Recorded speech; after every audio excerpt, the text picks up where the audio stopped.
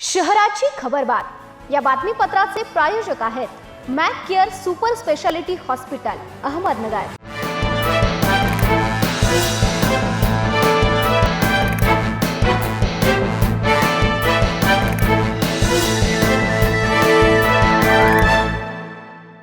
नमस्कार, मी साक्षी न्यूज 24 मध्ये तुमचं स्वागत। पाहूया अहिल्यानगर शहरातील महत्त्वपूर्ण बातम्यांचा आढावा शहराची खबरबात मध्ये। अहिल्यानगर महापालिकेसाठी शहरात सोमवारी भाजप आणि राष्ट्रवादी काँग्रेस यांच्या संयुक्त विचारांची सुरुवात झाली। मात्र या प्रचारादरम्यान एक अनोखी व चर्चेची घटना घडली। भाजपाचे प्रदेशाध्यक्ष रवींद्र चव्हाण यांना तब्बल पाऊण तास हेलिपॅडवर थांबावं लागलं। विशेष म्हणजे हा विलंब कोणत्याही तांत्रिक बिघाडामुळे नव्हे, तर हेलिकॉप्टरच्या पायलटला अहिल्यानगर शहरातील वाहतूक कोंडीत अडकावं लागल्यामुळे झाला। सोमवारी अहिल्यानगर मध्ये भाजप आणि राष्ट्रवादी काँग्रेस यांच्या प्रचाराचा शुभारंभ झाला।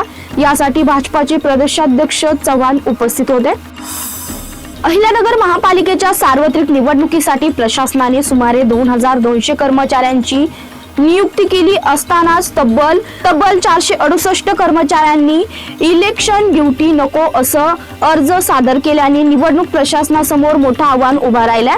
आजारपण, आई वडील आजारी, पत्नी अथवा मुलांचा आजार, अपघात तसेच मुलांच्या परीक्षा अशी विविध कारणे देत कर्मचारी मुख्य निवडणूक निर्णय अधिकाऱ्यांकडे अर्ज दाखल केले आहेत।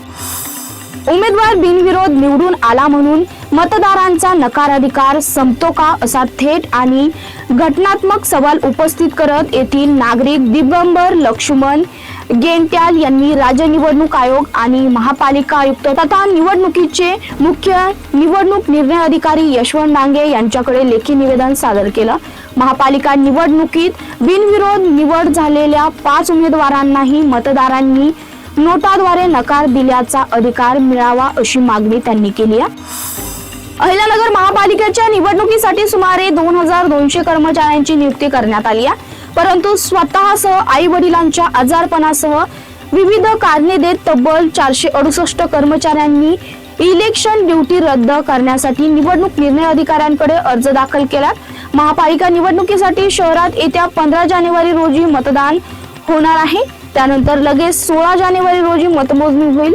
मतदान प्रक्रिया शांततेत व पारदर्शकपणे पार पाडण्यासाठी निवडणूक आयोगाने कंबर कसली आहे। शहरातील मतदान प्रक्रिया पारदर्शकपणे पार पाडण्यासाठी सुमारे 2200 कर्मचाऱ्यांची नियुक्ती करण्यात आली आहे। त्यामध्ये जिल्हा परिषद कर्मचारी, शिक्षक, महापालिका कर्मचारी, बांधकाम, जलसंपदा, महसूल आणि विविध विभागातील कर्मचाऱ्यांना इलेक्शन ड्युटी देण्यात आली आहे। शहरातील पुणे बसस्थानक परिसरातून गर्दीचा फायदा घेऊन चोरट्यांनी 37,000 रुपये ठेवलेली पर्स लांबवली आहे।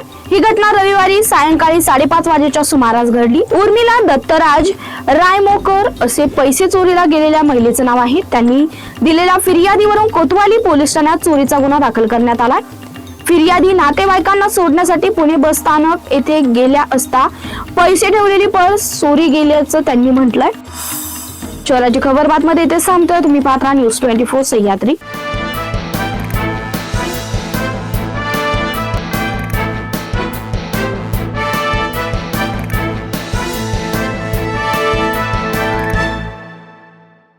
शहराची खबरबात या बातमीपत्राचे प्रायोजक होते Mac care super speciality hospital Ahmednagar.